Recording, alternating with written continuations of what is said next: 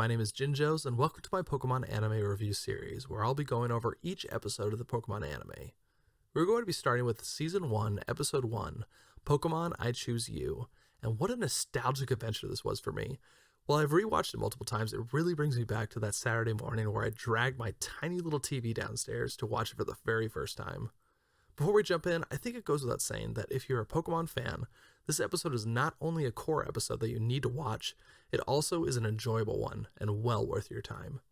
Before we dive into the episode, each episode of the anime features a Who's That Pokemon section, and I'd like to give out some trivia and facts about the Pokemon that is featured. This episode's Who's That Pokemon is the one and only Pikachu, commonly known as the mascot of the Pokemon franchise.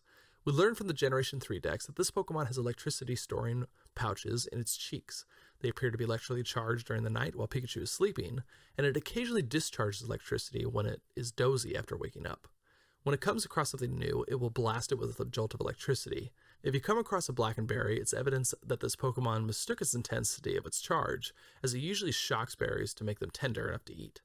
Pikachu is a wonderful Pokemon, and we will be seeing Ash's in every episode from this moment forward, so let's get used to him. Moving towards the episode, first we get the privilege and pleasure of listening and watching the opening theme song, and I don't see how it's possible to not get hyped over this. Really adventurous tune with great vocals by Jason Page, props to him. I'm sure it goes down as one of his greatest achievements, and if it's not, it should. The theme features 30 different Pokemon, with Mewtwo and Mew being the first two Pokemon you ever see. We get a glance of all our main characters, and I think there's a good combination of footage from the actual anime and some unique footage that goes with the opening theme. It gets us excited for the things to come. Though of note, it does actually spoil two very significant events, Ash getting his Pikachu as his starter, and Ash catching a Bulbasaur, but young little me never really caught on to that. We then jump into the episode where we get to see one of the most unique intros, with footage comparable to the opening of Pokemon Red and Blue, with Gengar and Nidorino fighting in what looks like the Pokemon League. It's a really great way to invoke the feeling that these Pokemon are real, and that we are being pulled into this world through the screen of our Game Boy. After a questionable choice to send out an Onix versus a Gengar, we're introduced to Ash, and I don't think I've ever seen a 10-year-old so determined. He knows what he wants to become, the greatest Pokemon trainer of all time. He may not know how to get there, but he will find a way. His room is also an awesome scene with tons of Pokemon-themed items such as a Snorlax beanbag, Poliwag pencil sharpener, and a Clefairy piggy bank. While Ash has had his head in the clouds, staying up late, fully dressed for adventure, we are quickly reminded that he is only 10 by his mother entering the room and telling him to get to bed. Now props to his mom. When he states he can't sleep, she's pretty understanding, but says he needs to watch something a little more educational if he's going to stay up late. We're then introduced to the three starter Pokemon, Squirtle, Bulbasaur, and Charmander. To answer the burning question on all your minds, my choice in starter does depend on the situation I'm in, whether I'm playing through the games, if it's a Nuzlocke challenge, or simply my favorite. But all in all, I think Squirtle is hands down my favorite Pokemon, with Bulbasaur coming right up behind him. I do think it's interesting that we are shown these three starters not just once, but also a second time when Ash is dreaming about choosing each one. Now, spoiler alert, Ash doesn't receive any of these Pokemon the next day, and I feel like it sort of sets him apart from everyone else, and sort of puts these starter Pokemon on an even bigger pedestal, as they feel like a very rare find for our young hero. The next day he wakes up, and of note, he seemed to have broken his alarm clock at 4 a.m., very important detail I'm sure. He wakes up and books it to the lab, hoping he didn't miss his opportunity to receive a Pokemon. He runs into Gary, and God, what a pretentious twit he is, but I think it's a good thing. Gary is such a great protagonist for Ash. He wants to be the best, but Gary seems to believe that he already has achieved that. It infuriates Ash, and I think that just increases Ash's determination, which also gives us, the audience, more reason to root for Ash. I also love that there are crowds of people here to cheer Gary on. He's definitely the star of the basketball team type of status. In a bit of a throwaway line, we learn that Gary is Professor Oak's grandson, and maybe that does contribute to Gary's personality, feeling he is a bit more privileged, with a family member so rooted into the world of Pokemon. Maybe it has led him to have a feeling that he needs to live up to his grandfather's name, and his way of coping with that pressure is by simply displaying an aura of confidence and smugness. Moving back to Ash though, Professor Oak comes out to find Ash still in his pajamas, but invites him in. And I'll say this, Professor Oak is kind of a jerk. He knows none of these Pokemon are actually in the Pokeballs, and yet he lets Ash go through all three and slides in a comment about being on time for each one Ash tries to open. Of note, Squirtle would have been Ash's starter Pokemon, and this is definitely a what-if scenario if I ever saw one. What would have happened if Ash woke up on time and got Squirtle? This question has actually been addressed by multiple YouTubers, but the one that I really enjoy is the one by Enter the Unknown. I really enjoy his videos and recommend you go check that series out. Professor Oak then reveals that he has a fourth Pokemon, but that there is a problem with it. Ash quickly accepts Pikachu as a starter, and I love his reaction to when he opens the Pokeball. He states that it's the best one of all. I think Ash would have been happy with any Pokemon that was given to him, and it's great to see a kid be grateful for just having the opportunity to be a Pokemon trainer. Ash receives some instructions from Professor Oak as he's being shocked by Pikachu, and he heads on out. Ash heads out to see a crowd waiting for him, led by his mother. After tearing up, his mother presents to him a backpack full of all the supplies he needs, including extra pairs of underwear, and a couple helpful items we will see later on in the episode. Ash then actually states that one of his goals is to obtain all the Pokemon in the world. I feel like his goals have changed throughout the anime. While he does catch a handful of Pokemon, he seems to go for quality over quantity, and is more focused on training to win battles than to catch all of the Pokemon. His mom then questions him about Pikachu, who does refuse to go back into his Pokeball. I really do love how much personality they give Pikachu in this episode, and I especially love seeing characters get so much personality when they can't even speak. It's a really good challenge, and I think they did a really good job here. Ash begins his adventure, and we switch to a scene of Ash dragging Pikachu by a clothes hanger that his mom had packed for him, wearing those pink rubber gloves, and we could feel Ash's frustration, which I think is natural, and I don't fault him for it, though dragging a Pokemon by a clothesline is a bit over the top and not something I'd recommend. Ash stops and tries to talk to Pikachu and reason with him. Pikachu openly admits he doesn't like Ash, and when asked, we get a really great moment where Ash pleads with him to open his mouth and speak to him.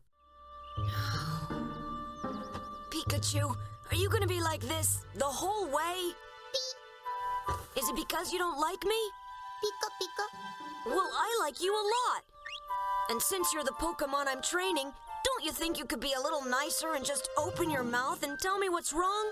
Yeah. That's not exactly what I meant. Ash then whips out the Pokedex, trying to explain to Pikachu that Pokemon should be in their Pokeballs. Pikachu hits the next button, and the Dex tells them that there are exceptions, as some Pokemon don't like to be confined. Now, I think Pikachu not wanting to be in his Pokeball serves two purposes.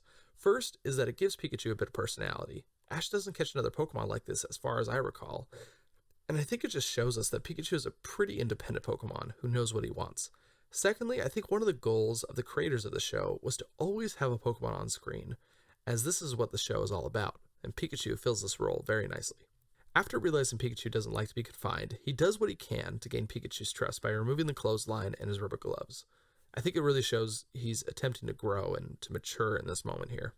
While Pikachu continues to snub Ash, I think this is a decent growth moment for Ash, being willing to adapt and to do what he can to befriend Pikachu, and shows that he really does care about his Pokemon. Ash then spots a Pidgey and wants to catch it, but Pikachu refuses, climbing up a tree and giving a very big yawn. Ash then proceeds to try and catch it by just throwing a Pokeball at it. I think this shows us that Ash is new to the whole thing, and also helps us, the audience, to understand the mechanics of this world. I also like the sass that the Pokedex has throughout this whole scene. It's sort of like an Alexa with attitude. I mean, it basically calls Ash stupid when a Rattata steals some food from him in a later scene. Ash, out of frustration, decides to throw a rock at a flock of Pidgey, and then at another one. But it turns out to be a Spearow, a much fiercer looking Pokemon. The Spearow begins to dive bomb Ash, and we get to see this moment from the Spearow's perspective, learning that it can only see in black and white, by the way. A really cool moment in my opinion. Pikachu eventually attacks the Spearow when it comes after him, and a swarm of Spearow comes out of the trees and starts to chase Ash and Pikachu. As Ash runs, we do get to see a group of Sandshrew and Mankey, and I always appreciate when they populate the world with Pokemon, as they are a huge part of it. And it kind of stinks going through a whole episode where we only see Pikachu and maybe 3 or 4 other Pokemon. The more Pokemon, the better, in my opinion. At one point, the Spearows do catch up, mainly attacking Pikachu. Ash fights through the Spearows to save him. It's just great to see Ash truly caring about Pikachu, even though Pikachu hasn't reciprocated any of that care. Ash comes to a waterfall and jumps. We get a glimpse of a Magikarp and then a shot of a Gyarados, to which Ash correctly swims away from. We get a glimpse of a Magikarp and then a shot of a Gyarados, to which Ash correctly swims away from. We then get to see Misty for the first time, who's fishing in the river. She ends up pulling Ash and Pikachu out of the water, and I love her reaction. It sort of gives off this feeling that this has happened before. She quickly asks, "Are you alright?" To which Ash says he's fine, but she was talking to Pikachu. We got another Pokemon lover among us. We do get a taste of her bossy attitude in this scene, but Ash then makes a life-changing decision by hopping on Misty's bike and biking towards the Pokemon Center. A thunderstorm rolls in, and Ash crashes the bike. Ash reaches for Pikachu and says, "This can't happen." I think Ash is having another moment where nothing is going the way he imagined it would. I'm sure he thought the crowds to say goodbye to him would be as big as Gary, that him and his starter Pokemon would be friends right off the bat, that they would be catching Pokemon right now instead of being attacked by them. But the reality of it all is that right now Pikachu is hurt. They're still being hunted by these Spearow, and he isn't going to let them hurt Pikachu. He begs Pikachu to get into the Pokeball, to protect him and to trust him. He then stands before the Spearow and declares that he will capture and defeat all of them, that this isn't going to stop him. The Spearows dive bomb him, but before they can reach him, Pikachu jumps to Ash's shoulder towards the Spearow and attacks them with what I'm assuming is at least a Thunderbolt, but I think it is combined with the thunder that is going on right now. When the scene returns, we actually get a glimpse at the charred bike, which I never noticed before, and it pans to Ash and Pikachu laying in the road, staring at each other. We then get another significant scene of Ho-Oh flying across the sky as Ash and Pikachu look on. Dexter informs them that not all Pokemon have been discovered yet, as Ho-Oh flies over a rainbow. When I saw this for the first time, my jaw just dropped to the floor, as Gen 2 was quite a ways off from being released. The narrator pops in to tell us that there is so much more to come in this adventure, and I'm personally excited to go through the series again, as I hope you all are too. Down in the comments, let me know what you thought of the first episode of the anime. What was your experience when you first saw the episode? I hope I see you all in the next episode, and until then, I hope you have a wonderful day.